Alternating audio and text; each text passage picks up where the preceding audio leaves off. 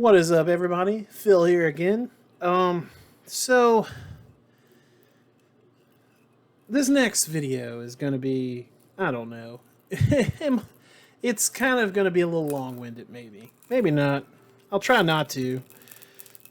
So there is a pedal company that is super huge.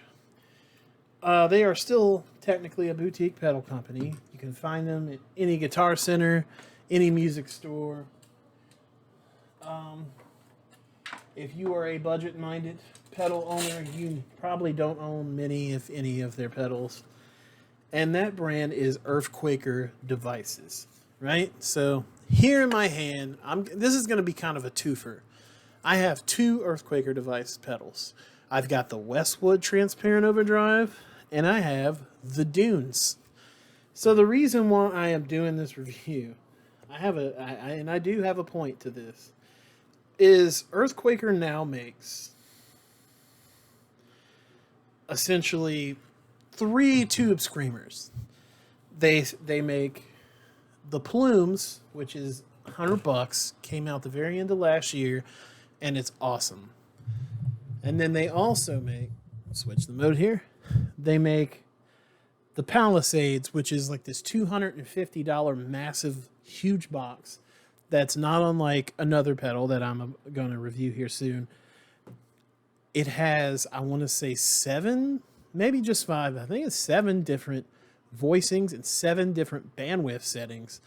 And on top of clipping modes, there's like 11 knobs and switches. It's massive.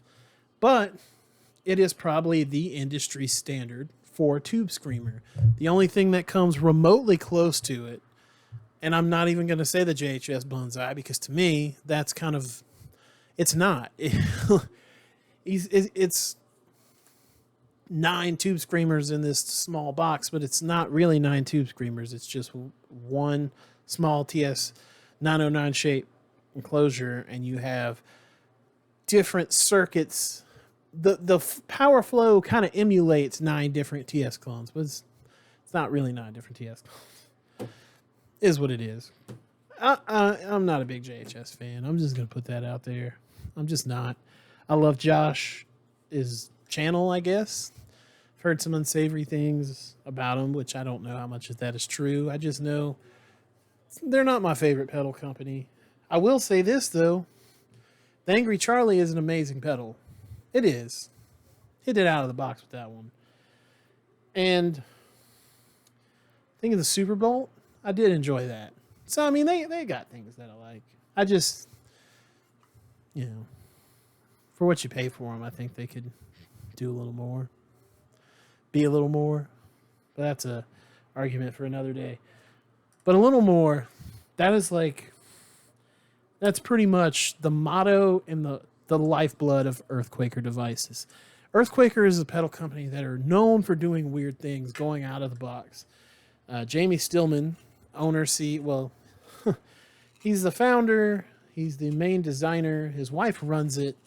They got like 53 employees now. They're probably the biggest of the boutique pedal makers. I don't know how true that is, but they just seem like they would be. They do a lot of right. And going back to it, so now they have 3 TSs.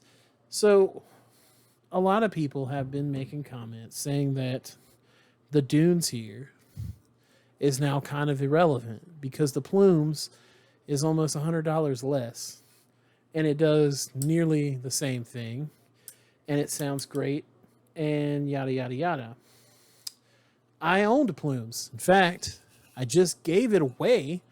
Not that I didn't like it. It was a great pedal. It was hard because I bought the Plumes and the Westwood at the same time. Now the Westwood, I've owned a Crayon. I've owned an actual Timmy. And this is very similar to the Timmy pedal, meaning it's a transparent overdrive that has essentially a 3-band EQ on it. But where the Westwood is different than the Timmy and even the Crayon is there's a huge, like a 20 dB frequency gap. So 40 total in each direction. And the pedal, you can hear there's a midpoint that actually the potentiometer stops. So when you, it's almost like a filter. It almost feels parametric in a way, but it's not. At least I don't think it is, but it feels like it. When it comes to transparent overdrives, clones, whatever, my first interaction was the Soul Food. And honestly, no matter what anybody does and tells me or makes, the Soul Food is still probably the best.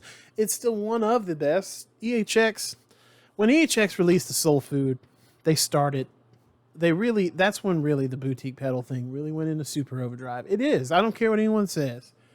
Yes, you had your Quakers, you had your hoofs, you had things coming out. But it wasn't until EHX started producing new designs, and it was around like 2012, 2013, maybe 2014. I don't remember exactly when. But when they hit that moment, it's like we got the blurst and we got the we got all these different modes, synths, and like it was crazy. Like for years, EHX was just Holy Grail, Big Muff, and Small Stone Phaser, and occasionally we get something weird. And after the Soul Food took off, and I want to say the Soul Food dropped right around the time of the East River, or maybe the East River OD Glove. All those came around the same time. This is when they were like, look, we're going after you boutique overdrive markets. They made a OCD clone, 808 clone, and a Klon clone. And the Klon clone, clearly, it started a revolution. Everybody started making one. It wasn't until the Soul Food came out, they were like, boom, we made an $80 Klon clone. People are like, what the fuck? This sounds just like a Klon. And the Soul Food doesn't sound just like a Klon, and it's not super transparent. But if you run it into so many other game boxes, it still makes them sound better. And it's just still such a great pedal. You can buy a shitty $150 amp, run a Soul Food in front of it, crank the crap gain, put the Soul Food on, and it turns it into something pleasant. And that's just what it does. But this is not a Soul Food review, even though it's turning into that. This is a review of these two. And the Westwood, even though it's $100 more than the Soul Food, going back to the Soul Food, this does what the Soul Food does and more. And I have basically I have a board with nothing but gain pedals. For me, I think a lot of people are like, oh, modeling hasn't come that far, yada, yada, yada. When it comes to effects and amp simulations and cabinets and all that, hoopity-doo, they've got it. I don't think they're going to ever get much better than where it is right now. I do think they can get better at gain. There are DSP-centric companies like Strymon, and there's another one, I can't remember what they're called. Those companies are doing really crazy things with digital distortions and overdrives. But anyways, until they get to that point, good old analog stomp boxes really can turn your whole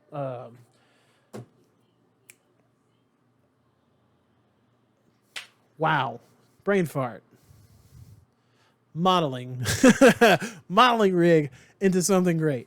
So the Dunes is what it is. It's a TS-808 in a box. But you've got your normal clipping, you've got silicone symmetrical clipping, which turns it into a boost, and then you've got MOSFET, which makes it kind of fatter, distortion-y, Proco-y kind of sound. Then you've got your tone knob, which typical Quaker, it's more frequency changes, and it's usable in every direction. Your gain knob is almost like a volume part 2, and then your volume knob. You've got normal and bright. The normal is kind of fat, and the bright is bright, like a Fender amp. Bandwidth can turn the fat channel to even fatter, and it can also make you go into the shrill, you can make it even lighter. So you can really get a lot of sounds out of this thing. The Dunes, to me, is ideal for what I'm doing, right? I don't need a Palisades. For me, I don't need that much control over an 808. I've used the Palisades. There's only, really when you get down to it, there's really only like 3 voicings and 1 or 2 bandwidths that aren't in here. There's still a lot of what's in the Palisades in this box.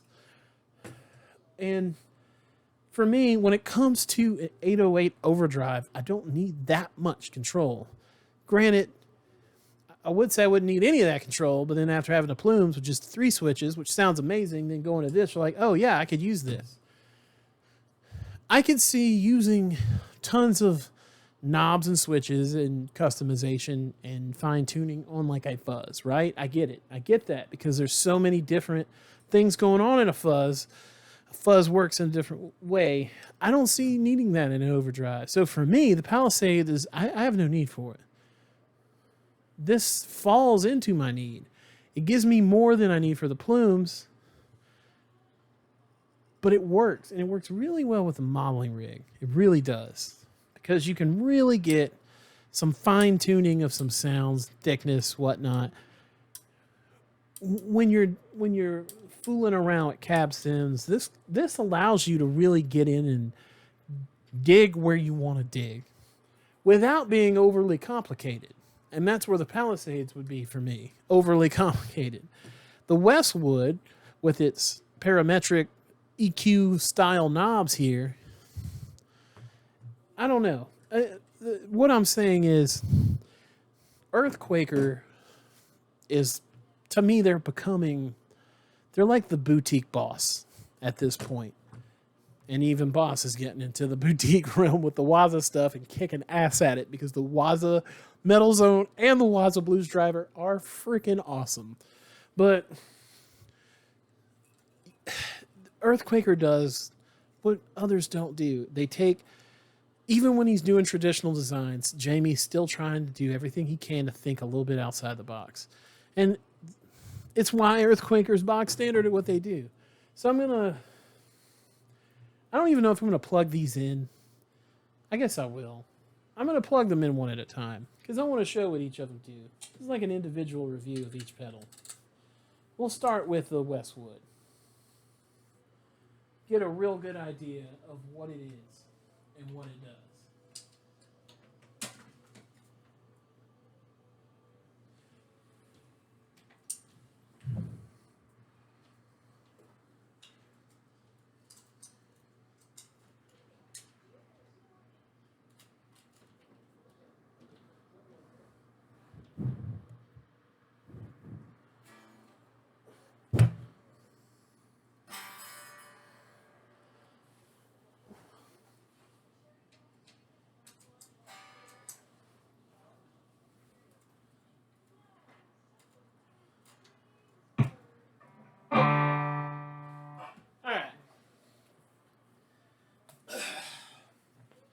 So, got the Supersonic Paranormal out again, and we're going through.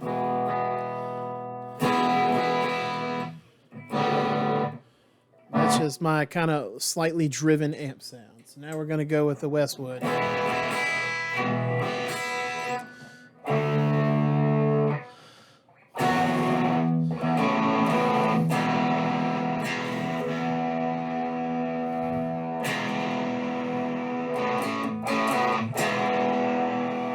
So now I'm going to take the low end and I'm going to turn it slightly to the left, and you're going to hear.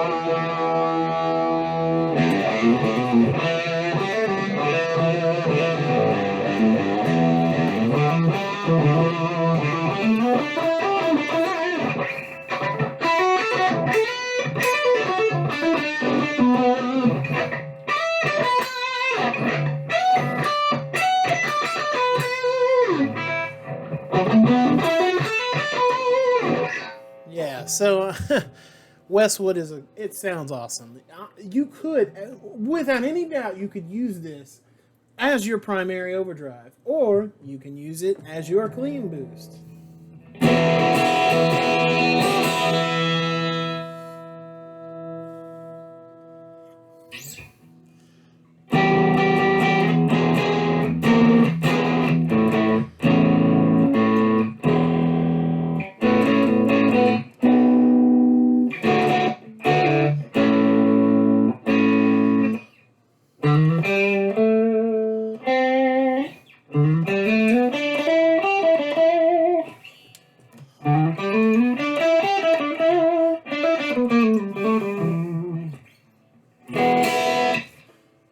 Right, so it does a thing, and it's a good thing. I don't know what else to say other than that. It does a good thing. It's like a charity organization for your guitar.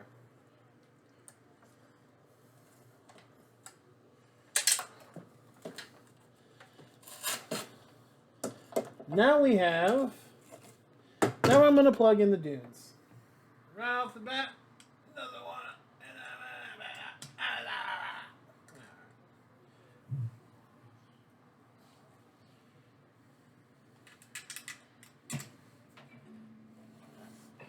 All right, so what we got here? So, amp, we're going to start off everything. We're going to do normal, tones, 12 o'clock. We're going to do neck.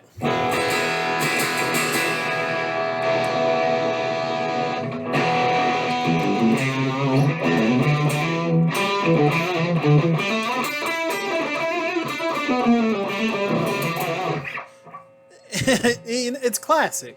And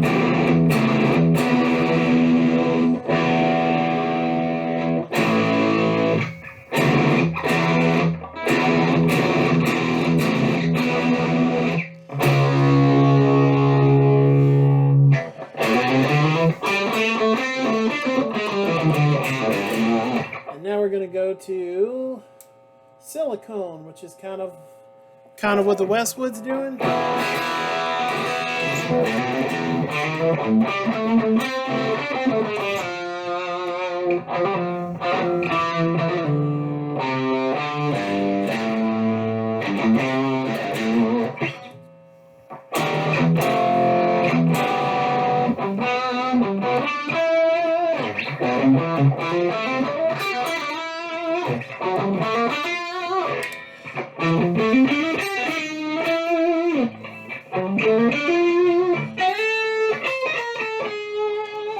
Yeah, so let's do bandwidth. What does this do?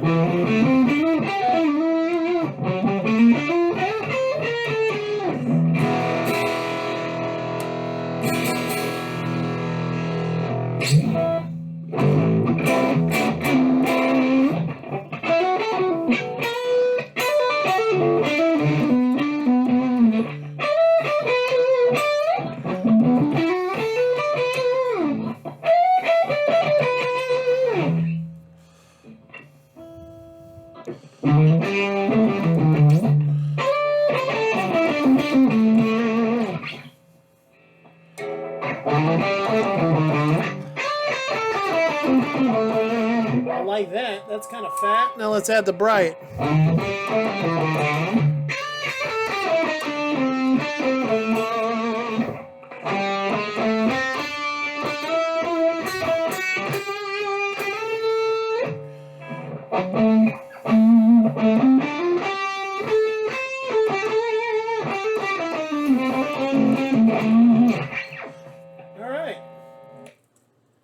And that's what it is. It's a tube screamer that does... Oh, let's do MOSFET. I haven't done MOSFET.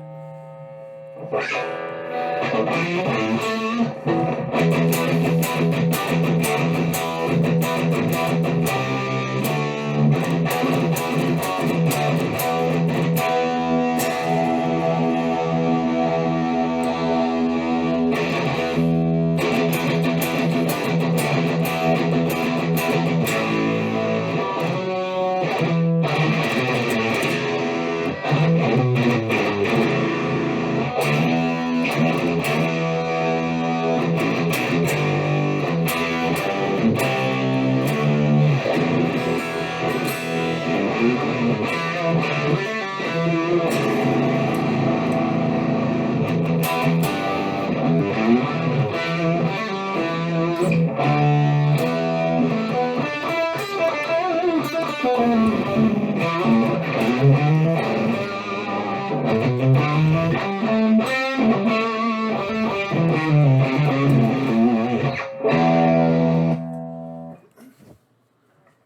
you know, the more I play with it, the more I realize that you can almost get fuzz sounds out of that. So anyways, this has been my longest video. My point is, Earthquaker is great. And Jamie knows what he's doing. And people need to stop saying that the Dunes doesn't serve a purpose, because it does serve a purpose. All that I just did, half of that you cannot do on the plumes. Whether or not that other half is worth $100, that's up to you. I mean, it gets characteristics from other things. See, for me, on my rig, it works. So, all right, well, I'm done. I'm hungry and I'm going to go get me something to eat. Laters.